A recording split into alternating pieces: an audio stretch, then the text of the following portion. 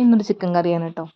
അപ്പോൾ ഇന്ന് രാവിലെ തന്നെ വീട്ടിൽ ചിക്കൻ കറിയാണ് ഉണ്ടാക്കിയത്. ഇന്ന് ചിൽഡ്രൻസ് ഡേ പ്രമാണിച്ചിട്ട് കുട്ടിക്ക് സ്കൂളിലേക്ക് ഇന്ന് നോൺ വെജ് കൊണ്ടുപോകാനുള്ളൊരു ഓപ്ഷൻ ഉണ്ട്.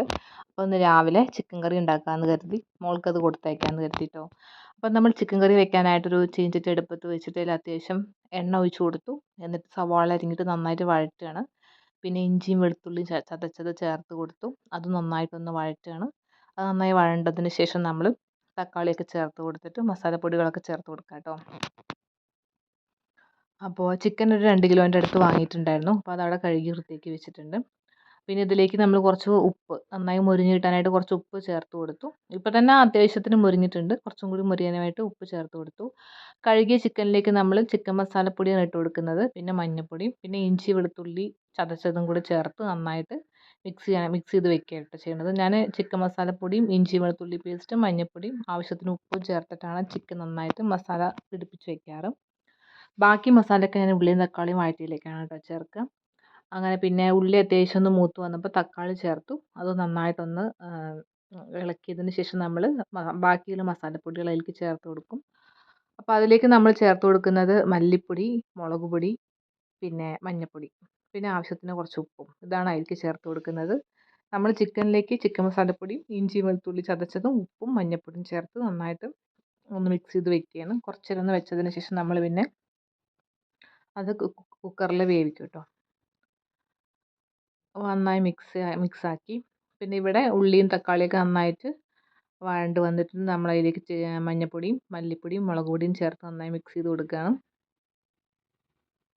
പിന്നെ ഇതിൽ ആവശ്യത്തിന് വെളുത്തുള്ളി ഇഞ്ചി അരിഞ്ഞ് ചേർത്തിട്ടുണ്ട് കേട്ടോ. അപ്പോൾ പിന്നെ ഇനി വേറെ ചേർക്കേണ്ട ആവശ്യമില്ല.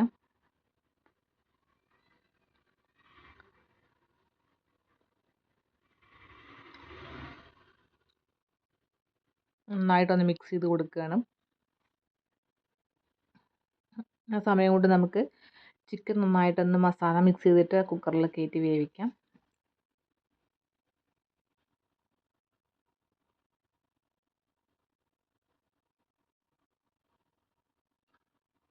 അത്യാവശ്യം നന്നായിട്ട് ഗ്രേവിയൊക്കെ നന്നായി റെഡി ആയിട്ടോ. മസാല കുക്കർ കയറ്റി അടുപ്പത്ത് കയറ്റി ഒരു 2 വിസിൽ കൊടുത്തു. പിന്നീട് നമ്മൾ ആ ഉണ്ടാക്കി വെച്ച ഉള്ളിയും തക്കാളി മസാലയ്ക്ക് വേവിച്ച ചിക്കൻ അങ്ങനെ കൊട്ടി. ഇനി വെള്ളം ജസ്റ്റ് വറ്റിയാൽ മതി. രുചികരമായ ചിക്കൻ റെഡി. ഞാൻ ആവശ്യത്തിനുള്ള വെള്ളമായിട്ട് ഒഴിച്ചു കൊടുത്തിട്ടുള്ളൂ. ഒരുപാട് വെള്ളമൊന്നും ഒഴിച്ചു കൊടുത്തിട്ടില്ല. പക്ഷെ അതിൽ വെള്ളം വന്നു. കഴുകിയപ്പോൾ ഉണ്ടായിരുന്ന വെള്ളം മാത്രമേ അതിലുണ്ടായിരുന്നുള്ളൂ. പക്ഷെ അത്രയും അധികം വെള്ളം അതിലുണ്ടായിരുന്നു. എന്തായാലും കുഴപ്പമില്ല, കുറച്ച് കഴിയുമ്പോൾ സെറ്റാവും. അപ്പോൾ ഏകദേശം ഇതാ സെറ്റായി വന്നിട്ടുണ്ട്. ഇനി കുറച്ചും കൂടി വെള്ളം വറ്റിയാൽ മതി. അപ്പോൾ അധികം വെള്ളം ഇല്ലാതെ കുറച്ച് ഒരു ഗ്രേവി കുറച്ച് തിക്കായ വരട്ടിയ ടൈപ്പിൽ ഉണ്ടാക്കണം എന്നാണ് ഞാൻ ആഗ്രഹിക്കുന്നത്.